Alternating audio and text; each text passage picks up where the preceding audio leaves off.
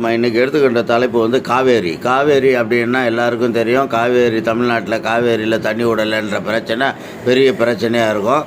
இந்த காவேரி அப்படின்ற வார்த்தைக்கு யாராவது அர்த்தம் தெரியுமா அப்படின்னு கேட்டால் தெரியாதுன்றது தான் மேக்சிமம் இருக்கும். நான் வந்து எப்பயுமே இந்த பெயருங்களுக்கான காரணத்தை கண்டுபிடிச்சி சொல்கிறது. அதுவும் குறிப்பாக இந்த பெயருங்கள்லாம் எங்கேருந்து வருதுறான்னா ஆங்கிலத்தில் என்னுடைய ஒரு டப்பிங் மாதிரி தான். சில மாற்றங்களை செஞ்சு தான் பண்ணுறாங்க. அந்த மாற்றங்கள் செய்கிறதுக்காக AIOUEன்ற ஒரு 5 உயிர் எழுத்துக்களை நான் பயன்படுத்துவேன். இப்போ வந்து காவேரி அப்படின்னு வைங்களேன். காவேரின்ற வார்த்தை எங்கேருந்து வருது அப்படின்னா கவர் அப்படின்ற வார்த்தையிலேருந்து வருது. கவர் அப்படின்றது அது பக்கத்தில் நம்மளுடைய மந்திர சொல்லு மாதிரி AIOUEன்ற ஒரு எழுத்து ஐயை போட்டிங்கன்னா காவேரி. இப்போ எப்படிடா படிக்கணுன்னா காவேரி. அப்போ காவேரி அப்படின்றதுக்கு அர்த்தம் என்ன அப்படின்னு பார்த்தீங்கன்னா, காவேரின்றது ப்ரொடெக்டு, நம்மளை வந்து காக்க வருது. ஏன்னா காவேரியில் தண்ணி விட்டால் தான் இவன் பயிர் வரையும், பயிர் விளைஞ்சால் தான் பணம் வரும், பணம் விளைஞ்சால் தான் ஒரு வீட்டில் பிள்ளைக்கு கல்யாணம் முடிக்க முடியும், பையனை பெரிய படிப்பு படிக்க வைக்க முடியும். அப்படின்னு இவனை மொத்தத்துக்கும் ஆதாரமாக இருக்கிறது சோர்ஸு. அந்த ப்ரொடெக்ட் சோர்ஸு என்னடான்னா காவேரியில் தண்ணி வரணும். அதனால் அந்த காவேரின்றதுக்கு அர்த்தம் first one of the meaning அப்படின்றது ப்ரொடெக்ட் அப்படின்றது. ரெண்டாவது மீனிங் வந்து ட்ராவல் ஸ்பெசிஃபிக் டிஸ்டன்ஸு. இது வந்து ஒரு குறிப்பிட்ட தூரத்தை வந்து கடந்து வந்துக்கிட்டு இருக்கு அப்படின்னு குடகு மலையில் ஆரம்பித்து கர்நாடகா எல்லை இதில் வந்து ட்ராவல் பண்ணி அது தமிழ்நாட்டுக்குள்ளே வருதுன்னு சொல்லுவாங்க. அதனால் அந்த காவேரின்றது கவர் அப்படின்றது வார்த்தை தான் காவேரி ஆகுது. அது லாங் டியூடு.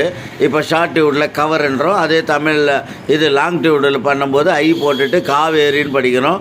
அதனால் இது வந்து ட்ராவல் எப்படி பண்ணுது, ஸ்பெசிஃபிக் டிஸ்டன்ஸு, ஒரு குறிப்பிட்ட தூரத்தை கடந்து வருது. அதுதான் எல்லாருக்கும் தெரியும். கர்நாடகாவில் குடகு மலையிலேருந்து உற்பத்தி ஆகி அது ட்ராவல் பண்ணி மேற்கு தொடர்ச்சி மலை வழியாக எப்படியா சுற்றிக்கிட்டு இப்படி வருது அப்படின்லாம் சொல்லுவாங்க. ஆக ரெண்டாவது மீனிங் வந்து ட்ராவல் டிஸ்டன்ஸு, ஸ்பெசிஃபிக் டிஸ்டன்ஸு.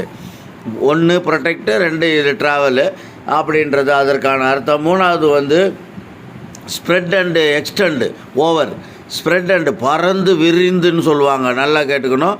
இந்த தண்ணி ஓடும்போது நம்ம வெளியிலேருந்து பார்க்கும்போது பறந்து விரிந்து ஓடுது அப்படின்னு சொல்லுவாங்கள்ல. ஸ்ப்ரெட் அண்டு எக்ஸ்டெண்ட் ஓவர் அப்படின்றது அதுவும் அந்த கவர் தான்.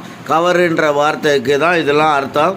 அதனால் கவர் அப்படின்ற வார்த்தையில் COVER கவரில் ஐன்ற ஒரு எழுத்தை சேர்த்திங்கன்னா காவேரி. காவேரின்னா என்ன அர்த்தம்னா பறந்து விரிந்து பாயக்கூடிய நதி. எங்கிருந்தோ ஒரு குறிப்பிட்ட தூரத்தை கடந்து வரக்கூடிய ஒரு நதி. அது வந்து காக்கிறது, எல்லாத்தையும் காக்கிறது அப்படின்றது இதற்கான அர்த்தம். தமிழ்நாட்டில் கூட ஏதாவது என்ன காவு கொடுத்துட போகிறான் அப்படின்வாங்க. காவு அப்படின்ற வார்த்தையும் கவர்ன்ற வார்த்தையினுடைய 3 எழுத்து தான் காவு. கவர்னா ப்ரொடெக்டு, காவுனா ER என்ற எழுத்தை தூக்கிட்டிங்கன்னா காவு. காவு கொடுத்துட்டான்னா ப்ரொடெக்ட் பண்ண மறுத்துட்டான். அதனால் என்ன காவு கொடுத்துடாதரான்னு சொல்கிறது கூட இந்த வார்த்தையினுடைய இது தான். அதனால் இதுதான் இதற்குரிய சீக்ரெட்டு.